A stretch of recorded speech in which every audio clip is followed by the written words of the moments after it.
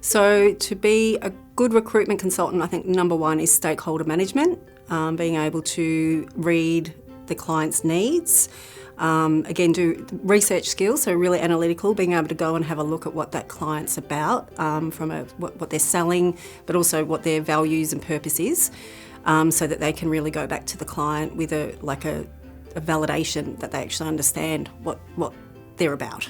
I think detail is important, and when I say detail, it's not necessarily attention to detail with facts and figures, which does play into it because if you're negotiating wages and things like that.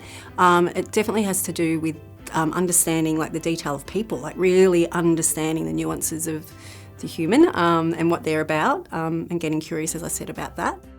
I started in a commission-based role, and what surprised me is how easily you could get distracted if it's a sales role, in terms of trying to make sure you get the person across the line opposed to making sure you get the right person. So for me, bringing those skills to the table was really, really important to make sure that it was not about getting a person on a seat. It was around getting the right person for the right business.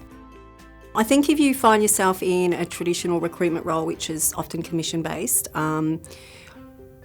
you can sometimes get a little bit pigeonholed because it is sales focused. However, if you've got a real natural desire to understand people, leadership positions, I've worked with lots of recruiters who have just done some amazing things with career planning and, coaching other recruiters. So there's definitely pathways.